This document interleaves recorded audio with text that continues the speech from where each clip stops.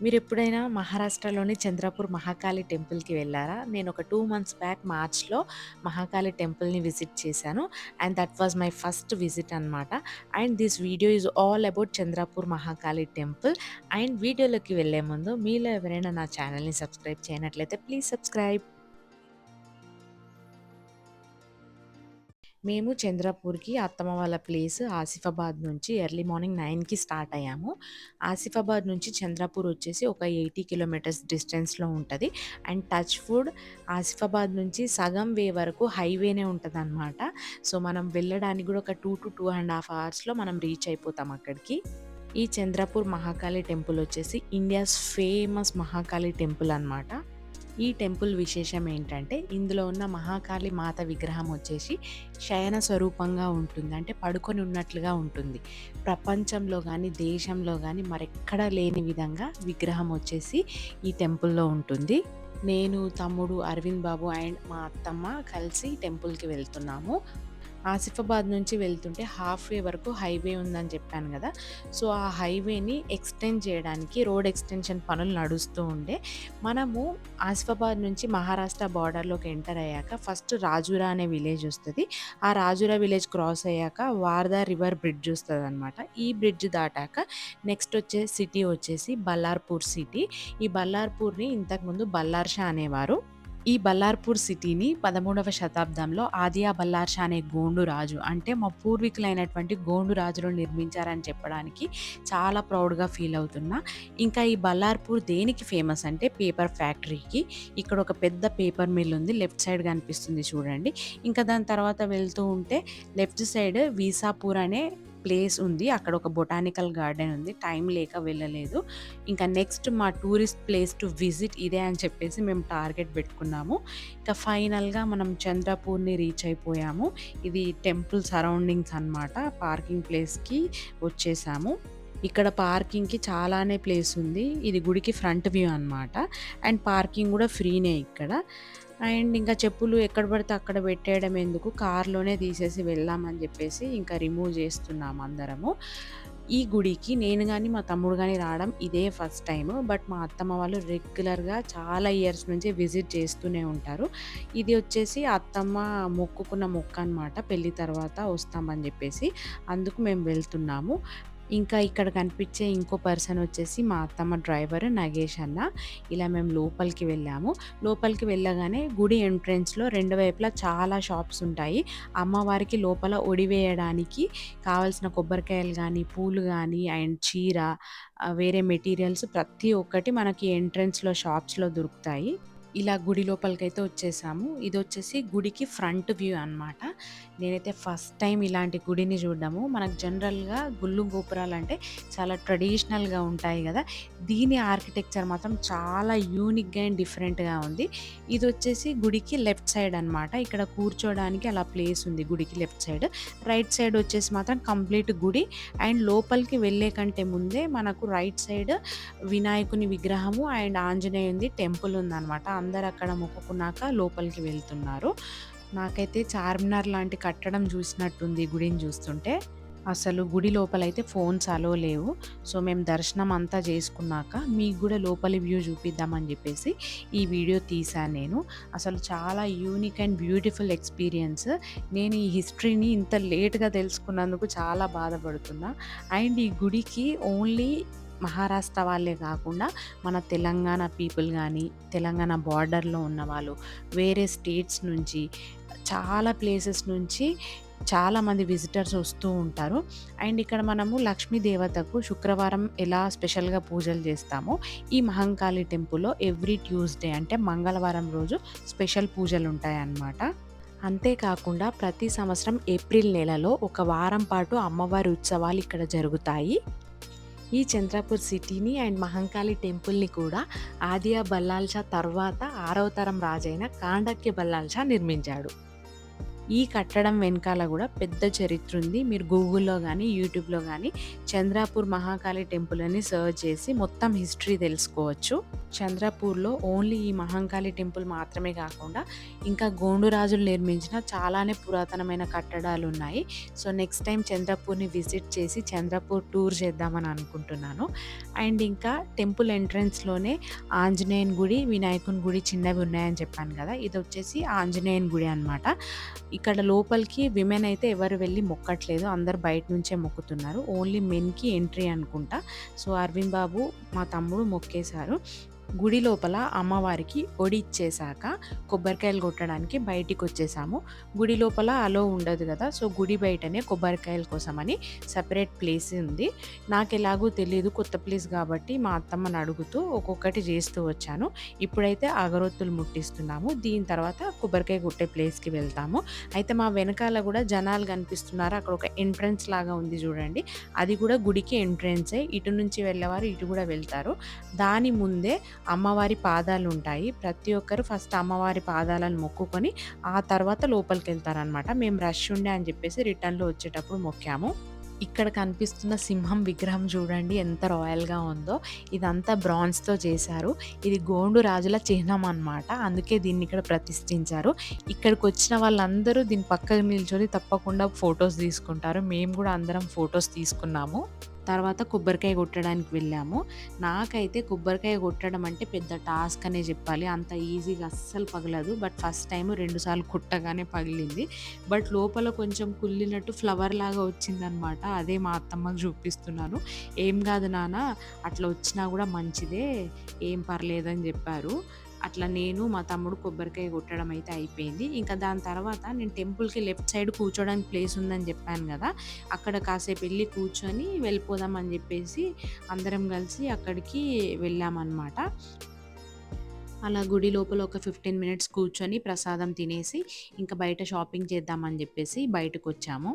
అమ్మవారి గుడి గాబట్టి ఇక్కడ షాప్స్‌లో ఓన్లీ ప్రసాదం మాత్రమే గాకుండా అమ్మవారి పసుపు, కుంకుమ, అమ్మవారి విగ్రహాలు అండ్ ఫోటోలు అన్ని షాప్స్‌లో అవైలబుల్ ఉండే. అమ్మ వాళ్ళ కోసం, వదిన కోసం అండ్ మా పూజ గది కోసం ఏ వస్తువులు కొనాలో ఒక లిస్ట్ అంతా ఇచ్చేసి, "మీరు కొనుక్కొని వచ్చేయండి. నేను వెళ్ళి కార్‌లో వెయిట్ చేస్తానని" అత్తమ్మ అన్నారు. సో, అత్తమ్మ వెళ్ళాక మేమైతే షాప్స్ ఎక్కడి నుంచి ఎక్కడి దాకా ఉన్నాయో అన్ని షాప్స్ తిరిగేసాము. నాకొక అలవాటు, ఎక్కడికైనా వెళ్తే ఫస్ట్ ఎదురుగా ఏది కనిపిస్తే అది కొనకుండా ఏమేమి ఉన్నాయో మొత్తం ఒకసారి సర్వే చేసేస్తాననమాట. సో, అన్ని షాప్స్ ఫస్ట్ తిరిగి చూసాం అందరం కలిసి.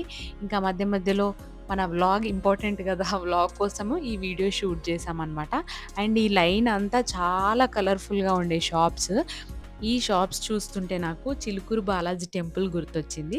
చిలుకూరు బాలాజీ టెంపుల్ చుట్టూ గూడా సేమ్ ఇలానే చాలా షాప్స్ ఉంటాయి. ఇంకా అక్కడ కొన్ని ఎక్కువ ఉండొచ్చు. ఇక్కడ కొంచెం తక్కువనే ఉన్నాయి. బట్ చూడ్డానికి మాత్రము ఈ నడిచే దారి, టెంపుల్ చుట్టుపక్కల షాప్స్ ఉండడము చాలా సిమిలర్‌గా అనిపిచ్చింది. టైం వచ్చేసి ఆఫ్టర్‌నూన్ 12 అయింది. అమ్మవారి దర్శనం గాబట్టి ఏం తినకుండా ఫాస్టింగ్ మీదనే వెళ్ళాలని చెప్పి అత్తమ్మ జెప్పింది. సో, మేమెవ్వరం ఏం తినకుండా వచ్చాము. మాతో పాటు మా తమ్ముడు గూడా నేను గూడా ఫాస్టింగ్ ఉంటా అని జెప్పి ఏం తినకుండా వచ్చాడనమాట. ఇదెందుకు చెప్తున్నానంటే ఇక్కడ షాప్స్ దగ్గరనే నేను ఒక half an hour to 40 minutes తిరిగాను. మా వాళ్ళకేమో అస్సలు ఓపిక లేదు. "తొందరగా గానీ అక్కయ్య" అని మా తమ్ముడు, "తొందరగా గానీ అమ్మ" అని జెప్పేసి మా అరవింద్ బాబు అనమాట. "ఆగండి నన్నైతే ఫస్ట్ మొత్తం చూడనియండి" అని చెప్పేసి ఒక 2 టైమ్స్ ఇటు నుంచి అటు, అటు నుంచి ఇటు మొత్తం రౌండ్స్ వేశాను. ఇంకా అలా చాలాసేపు చూసాక ఇంకా ఏదో ఒక షాప్‌లో కొనాలి కాబట్టి ఎక్కడ బాగుందని చెప్పేసి చూస్తుంటే నాకు లాస్ట్ ఉన్న షాప్ నచ్చిందనమాట. అక్కడ కొంచెం కలెక్షన్ ఎక్కువుండే. అండ్ పసుపు, కుంకుమ అవన్నీ తీసుకున్నాను. తర్వాత నాకు దేవుని ఫోటోస్ తీసుకోవాలనిపించింది. బికాజ్ ఇక్కడ ఈ అమ్మవారి గుడిలో విగ్రహాలనేవి చాలా డిఫరెంట్‌గా ఉంటాయి. అమ్మవారి గుడిలో 2 రకాల విగ్రహాలుంటాయి. ఒకటొచ్చేసి సేమ్ లైక్ బటర్‌ఫ్లై ఉంటదనమాట. చాలా డిఫరెంట్‌గా ఉంటది. ఇంకొకటి పడుకొని ఉన్న అమ్మవారి విగ్రహమేమో గుడి లోపల గర్భగుడిలో చాలా లోపలికుంటదనమాట. యాక్చువల్లీ ఇంతకుముందు అక్కడికి ఎవరైతే భక్తులొస్తారో వాళ్ళని లోపలికి అలో చేస్తుండే. కోవిడ్ తర్వాత నుంచి లోపలికి అలో చేయకుండా ఓన్లీ పైన నుంచే దర్శనం చేసుకోవడానికి అలో చేస్తుండే అనమాట. అండ్ ఇలాంటి విగ్రహం నేను గానీ, మా ఫ్యామిలీ గానీ చూడలేదెప్పుడు. సో, నాకెందుకో ఆ దేవుని పటం తీసుకెళ్ళాలనిపిచ్చింది. సో, అందరి కోసం అని జెప్పేసి పసుపు, కుంకుమతో పాటు ఆ దేవుని పటాలు అండ్ విగ్రహాలు తీసుకున్నాం మేము. గుడి లోపల ఫోన్స్ అలో లేదు కాబట్టి నేను మీకు విగ్రహాలు చూపించలేకపోయాను. బట్ మీరు గూగుల్ చేసి విగ్రహాలు చూడొచ్చు. లేకపోతే నేను గూడా ఈ స్క్రీన్ మీద యాడ్ చేస్తాను చూడండి. ఇన్‌కేస్ మీరు గూడా ఇక్కడికి ఎప్పుడు విజిట్ చేయనట్లయితే మీరు గూడా కొత్తగా ఫీల్ అవుతారు అవి చూసి. అండ్ వెళ్తుంటే మా తమ్ముడికెందుకో ఈ సిల్వర్ కడా తీసుకోవాలనిపించింది. మేము చిలుకూరు బాలాజీకి ఎప్పుడు విజిట్ చేసినా వచ్చేటప్పుడు తప్పకుండా ఒక కడా కొనేవాళ్ళం. మాకట్లా అలవాటనమాట.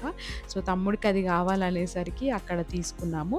ఇంకా దర్శనము, షాపింగ్ అంతా అయిపోయాక ఇంకా మా ఫాస్టింగ్ వదిలేయాలి గదా! బ్రేక్‌ఫాస్ట్ తిందామని జెప్పేసి ఇంకా సిటీలోకి ఎంటర్ అవుతున్నాము. రైట్ సైడ్ మీకొక కట్టడం కనిపిస్తుంది చూస్తున్నారా? అవి కూడా గోండురాజైన ఖాండాక్య బల్లార్ షా నిర్మించాడంట. సో, వాటి గురించి స్టోరీస్ చెప్తూ, చూపిస్తూ నన్ను తీసుకెళ్లారు. నేనైతే కొంచెం ఎక్సైట్‌మెంట్‌లో, కొంచెం హ్యాపీనెస్‌తో, కొంచెం షాక్‌లో ఉండే. సిటీ మధ్యలోనే ఉండే ఈ కోటలన్నీ. నేను ఇన్ని డేస్ ఎందుకు ఇక్కడికి విజిట్ చేయలేకపోయినా అండ్ ఈ హిస్టరీని, మా హిస్టరీని ఇన్ని రోజులు ఎందుకు తెలుసుకోలే అని చెప్పేసి నాకనిపిచ్చింది. ఇప్పుడు మనం దాటుతుంది కోట ద్వారం అన్నమాట. ఇలా చంద్రాపూర్ సిటీ చుట్టూ మొత్తం 8 ద్వారాలున్నాయంట. అంటే 8 ఎంట్రెన్స్‌లు. అప్పుడు శత్రువుల నుంచి రక్షణ కోసం అని జెప్పేసి ఖాండాక్య బల్లాల్ షా ఇలా ఈ ద్వారాలను నిర్మించాడంట. సిటీ మధ్యలో నుండి హోటల్‌కి వెళ్తున్నాం. మీరు గూడా చంద్రపూర్‌ని చూస్తారని చెప్పేసి ఇవన్నీ షూట్ చేశాను నేను. ఒకసారి రోడ్స్ అండ్ షాప్స్ గూడా చూడండి. యాజ్ లైక్ టైర్ 1 సిటీస్ లానే చాలా బావున్నాయి. నాకైతే హైదరాబాద్‌లో ఏదో స్ట్రీట్ షాపింగ్‌లోనో ఇట్లా షాపింగ్ గల్లీస్ ఉంటాయి గదా! అందులో తిరిగినట్టు అనిపిచ్చింది ఇక్కడ వెళ్తూ ఉంటే. అందరూ చంద్రాపూర్ సిటీ చాలా బావుంటుంది, పెద్దగా ఉంటుందంటే ఏమో అనుకున్నా గానీ, నాకు కూడా లోపల తిరిగితేనే తెలిసింది. హాస్పిటాలిటీ మాత్రం చాలా బావుంది. చూడండి వెళ్తూ ఉంటే ఇంకో కోట ద్వారం గూడా వచ్చేసింది. అసలు కొన్ని వేల సంవత్సరాల క్రితం కట్టినప్పటికీ ఇంకా చెక్కు చెదరకుండా ఇలా ఉన్నాయంటే, ఆ కాలంలో ఉన్న టెక్నాలజీ గానీ, ఆ కాలంలో రాజులకున్న ఇంట్రెస్ట్ గానీ, అప్పటి ఆర్కిటెక్చర్ గానీ ఎంత గొప్పదో అనిపిస్తుంది. ఇంకా తినడానికి హోటల్‌కి రీచ్ అయిపోయాము. ఇక్కడ మెన్యూ వచ్చేసి మన తెలంగాణ మెన్యూ లానే సిమిలర్‌గా ఉండే అనమాట. సో, మాది బ్రేక్‌ఫాస్ట్ కోసం వచ్చాం గదా! ఇంకా లేట్ అయిపోయింది గాబట్టి మాది బ్రంచ్ అయిపోయిందనమాట హోటల్‌లో.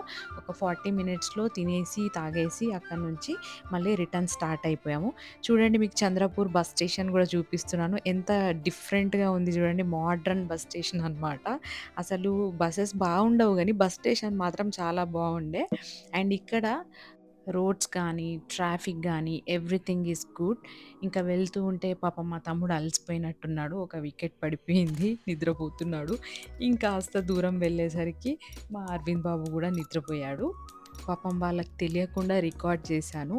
ఈ వీడియో పోస్ట్ అయ్యాక ఇది చూసుకుంటే మాత్రం ఖచ్చితంగా నన్ను తిడతారు. ఇదెందుకు పెట్టావని చెప్పి.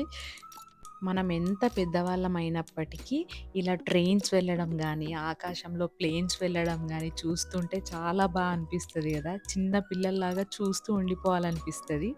ఇంకా మేము ఇంటికి రీచ్ అయ్యేసరికి 3 అయింది. ఇంకా వెళ్ళేసరికే చిన్నగా వర్షము, గాలి అన్నీ స్టార్ట్ అయిపోయాయి. సడెన్‌గా వెదర్ అంతా చేంజ్ అయిపోయింది. ఇలా చల్లని వెదర్‌లో వేడి వేడి టీ తాగితే బావుంటుందని చెప్పేసి అత్తమ్మ, మామయ్య కోసమని టీ పెడదాం అనుకునే లోపే అనుకోని అతిథులు గూడా వచ్చేసారు. సో, అందరికీ కలిపి టీ ప్రిపేర్ చేద్దామని చెప్పి అన్నీ రెడీ చేసుకుంటున్నాను. అండ్ ఇంకో విషయం ఏంటంటే, నేను పెళ్లి కాకముందు ఒక్క రోజు గూడా మా ఇంట్లో టీ గానీ, కాఫీ గానీ చేసి అమ్మానాన్నలకు ఇచ్చిందే లేదు. అయినప్పటికీ నా అదృష్టం ఏంటంటే, టీ చేయడం అలవాటు లేకున్నా, ఇక్కడ అత్తమ్మ వాళ్ళ ఇంటికొచ్చాక ఒక 4, 5 టైమ్స్ మాత్రం పెట్టుంటా. అయినప్పటికీ ఒక్కసారి గూడా ఫెయిల్ అయిన సందర్భాలే లేవు. చేసిన ప్రతిసారి బావుంది అనే మాటనే తప్ప, బాలేదు అనే సందర్భం ఎప్పుడూ రాలేదు. పెద్దవాళ్ళు చెప్తూ ఉంటారు గదా! మనం ఏదైనా మనసు పెట్టి ఇష్టంగా జేస్తే అది ఏదైనా బానే ఉంటుందని చెప్పి నేనైతే దాన్ని చాలా నమ్ముతాను. నాకు పెళ్లి కాకముందు ఇలా టీలు పెట్టడం, వంటలు జేయడం అసలు ప్రాక్టీస్ లేదనమాట. ఉన్నదంతా హాస్టల్‌లోనే. ఇంకా ఇంటికొస్తే అమ్మ చేసి పెట్టేది. సో, నేనెప్పుడో ఒకసారి అట్లా టైమ్ పాస్‌కి ట్రై చేసేదాన్ని. ఇంకా అది ఎలా ఉన్నా పాపం నేర్చుకుంటుంది గదా! అని చెప్పేసి బావుంది, బావుంది అని తినేవాళ్ళనమాట. బట్ అత్తమ్మ వాళ్ళ ఇంటికొచ్చాక వంట మీద ఇంట్రెస్టొచ్చింది. అయినా నేనిక్కడికొచ్చాక కుక్ చేసింది ఒకటే ఒకసారి. అది గూడా చికెన్ జేశాను. చాలా బావుండే. ఇంకా మనం మన టీ టాపిక్కొచ్చేద్దాము. టీ గానీ, కాఫీ గానీ, వంట గానీ ఏదైనా చేసే ముందు మన వెసెల్స్, గిన్నెలు, కప్స్ ఏది యూజ్ చేసినా స్పూన్స్ ముందు వాష్ చేశాకనే యూజ్ చేయాలి. ఆల్రెడీ వాష్ చేసి ఉన్నా గూడా మనం యూజ్ చేసే ముందు మళ్ళీ వాష్ చేసుకోవాలి ఎప్పుడు గాని. నాకైతే అది అలవాటు. మా మమ్మీ నాకు నేర్పించింది. ఎందుకంటే అందులో డస్ట్ ఉంటుంది. మస్కిటో లార్వా అంటే దోమ గుడ్లు గూడా ఉండే అవకాశం ఉంటది.